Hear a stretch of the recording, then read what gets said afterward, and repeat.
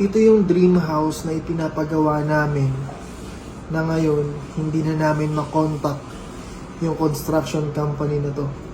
Magandang gabi po, ako po si Von Ordona, YouTube content creator po dito sa Pilipinas, 25 years old. Nagpapagawa po kami ng dream house namin doon sa may Talisay, Batangas, sa ML Builders. At ngayon, nandito kami sa ospital, tapos biglang lumabas tong balita sa lahat ng mga kliyente nitong ML Builders ng construction company na bigla na lang siyang nawala. Andito kami sa ospital dahil nanganak si Carlene, tapos sobrang busy namin. Hindi ko akalain na ako rin, hindi ko na siya makontak. Pagkasabi sa akin ng isang niyang kliyente na, Von, tulungan mo naman kami kasi hindi na namin makontak si Engineer Mike. Ngayon, sinubukan ko rin siyang kontakin pero cannot be reached na siya. Ang sabi ng isa niyang kliyente, umalis po sila ng biglaan, saying na lilipat daw sila ng office. They trashed our place and left us with outstanding balance.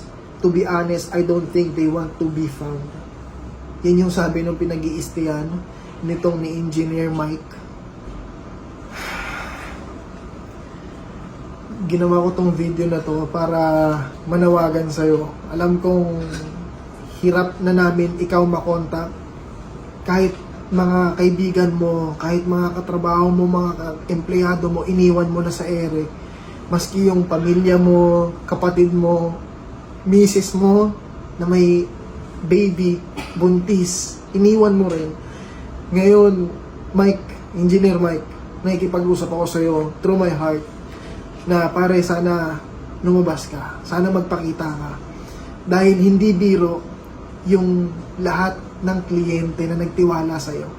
We trusted you. We gave you the money na pinundar namin para sa bahay na buong buhay namin, buong puso namin pinagtrabahuhan. At kahit ako, parang hindi lang to laban ko eh.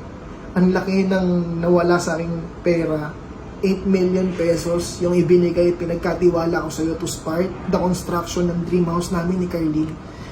Ngayon, hindi lang pala sa akin, hindi lang pera ko yung nawawala, hindi lang yung house namin yung titigil at ihinto yung construction. Sobrang dami mo pang mga ongoing projects na bigla mo na lang silang iniwan, bigla mo na lang silang hindi ka na makontak. Wala na silang kasiguraduhan kung pinapasahod mo pa, kung binibigyan mo pa ng sahod yung mga trabahador mo dun sa mga site na mga lupa nila. Ngayon, nakikiusap ako sa iyo, Engineer Mike, na sana magpakita ka until Monday. Nananawagan ako na sa lahat ng mga nakakilala, sa lahat ng kasama ngayon ni Mike, kung sino man yung kasama ngayon, nakikiusap ako na sana sabihin nyo kay Engineer Mike na huwag nang palakihin to dahil sobrang daming umaasa at gusto ng sagot ng mga kliyente mo. We want answered questions na kailangan mong sagutin at hindi mo dapat ito tatakbuhan dahil napakalaking pera nung kada project na hawak mo ngayon. Engineer Mike, na sinasabi ko ulit na huwag mong takbuhan to. Sana makipag-contact ka sa amin, mag-activate ka ulit ng Facebook page mo. Dapat ma-reach ka namin through your phone until Monday. Kapag hindi ka sa amin nakipag-coordinate until Monday, we will create move-in actions na hindi mo magugustuhan. And hindi lang to sa akin. Buong pamilya ko, hawak ko rin dito. Pangarap namin na bahay, yung ipinagtiwala namin sa'yo. At hindi ako nag-iisa. Napakadami naming kliyente, project na ipinagkatiwala sa'yo. Kaya sana, kahit ngayon lang, pare, maniwala ka na huwag ka nang sumisid pa sang malalim sa karagatan. Huwag ka nang sumisid ng malalim sa problema, pre. Huminga ka, magpakita ka, lumitaw ka. Para sa'yo to. Nananawagan ulit ako sa'yo, Engineer Mike, at sa lahat ng mga tao, awareness sa lahat to, na kung meron kayong ongoing na mga transactions with Engineer Mike, that is the guy. Kontakin nyo po ako, personal nyo akong kontakin.